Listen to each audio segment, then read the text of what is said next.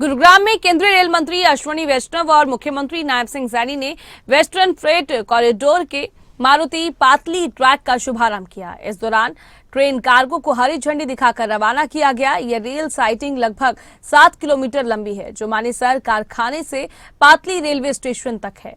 इससे मानेसर ही नहीं, हरियाणा के फरीदाबाद, गुरुग्राम, बहादुरगढ़ और सोनीपत जैसे इलाके को भी फायदा होगा। इस रेल साइटिंग से इंडस्ट्रियों का सामान आसानी से दूसरे स्थानों तक पहुंचाया जा सकेगा। वहीं मुख्यमंत्री नायब सिंह सैनी की माने तो रेल साइटिंग की मदद से 4 लाख से ज्यादा गाड़ियां अलग अलग राज्यों तक पहुंच सकेंगी, जिससे न ही सिर्फ कंपनी की लॉजिस्टिक्स को इससे फायदा मिलेगा, बल्कि सड़कों पर ट्रकों का दबाव और साथ ही प्रदूषण भी कम हो जाएगा।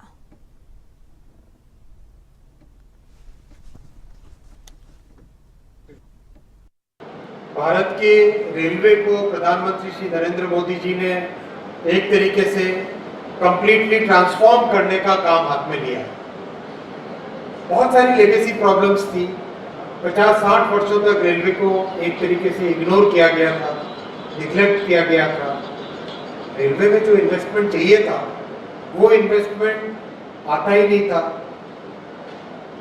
इतनी बड़े देश की इतनी बड़ी रेलवे और मात्र 25-30 हजार करोड़ का रेलवे के लिए इन्वेस्टमेंट होता था 2014 से पहले।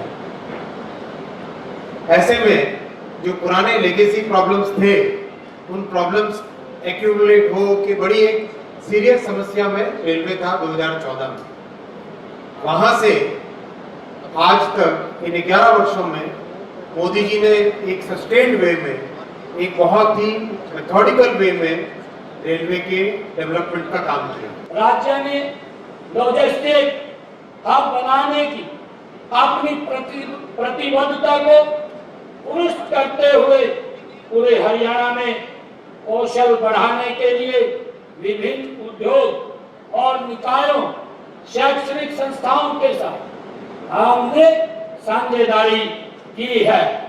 मुझे खुशी है कि यह रेलवे साइडिंग आदरणीय प्रधानमंत्री नरेंद्र मोदी जी की ये दूरदर्शी सोच पीएम गति शक्ति का एक उत्कृष्ट उदाहरण भी है। पीएम गति शक्ति केवल एक योजना नहीं है, बल्कि ये एक क्रांति है।